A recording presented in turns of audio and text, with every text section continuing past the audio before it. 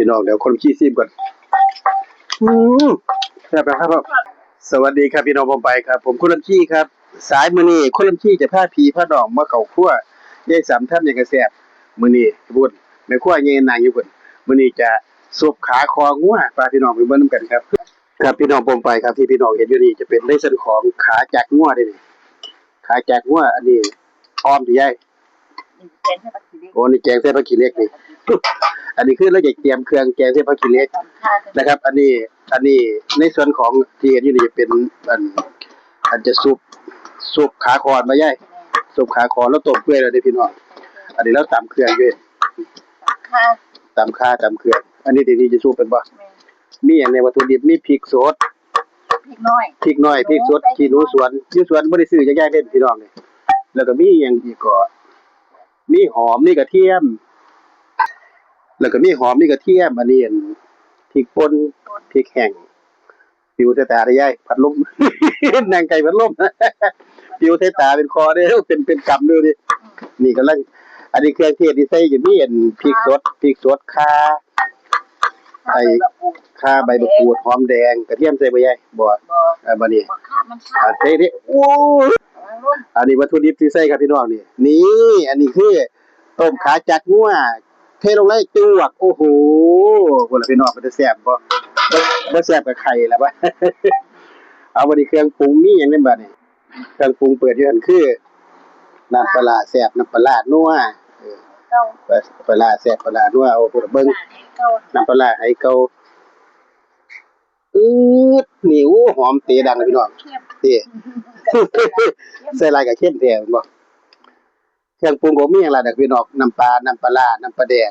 นะครับแล้วก็ผงนัวข้าวคั่วซ้ำนี่แหละมันไม่ใหญ่นี่โอ้ยเด้อเท่สูงๆลูกจวกนี่ไงเนี่ยไงใส่ตาอันนั้นผงนัวใส่หน่อยแซ่บหน่อยใส่หลายแซ่บหลายมันถือพัดลมนี่พี่น้องเอ้ยพุ่นล่ะของมักตัวนี้ บัดนี้ก็ใส่บักนาวบักนาวพี่น้องอันนั้นบักนาวก็มันจากต้นหน้าบ้านเด้นี่อยู่บันไดที่คนละขี้พาพี่น้องเบิ่งมื้อนั่นล่ะโดกากสากอยู่จวกลงไปพุ่นล่ะวิถีอีสานบ้านๆนี่ยายสามทำหยังก็แซ่บพี่สาวแล้วกำลังสุบขาคอสู้กินตอนแรกว่าสิคนละขี้หุงเขาวแล้วว่าสิตำบักหุ่งบัดย่างมาบ้านพี่สาวเพิ่นมื้อตำบักหุ่งต้มหอยสุบคอโอ้ยก็เป็นบุญปากเลยบัด พุ่นล่ะน้ำปลานี่พี่น้องหอมมีบ่ล่ะยายใส่แล้วดิใส่แล้วอันนี้ซุปขาคอเด้อครับพี่น้องลงไปซุปขาคอเมนูอาหารบ้านๆอีสานบ้านเฮานะครับกินมาแต่ผู้เฒ่าผู้แก่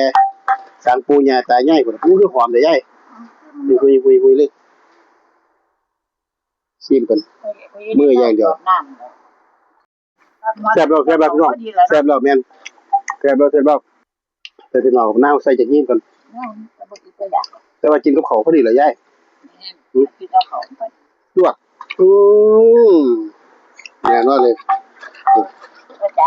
นัวแล้วนัวอันนี้หั่นนั่นหอม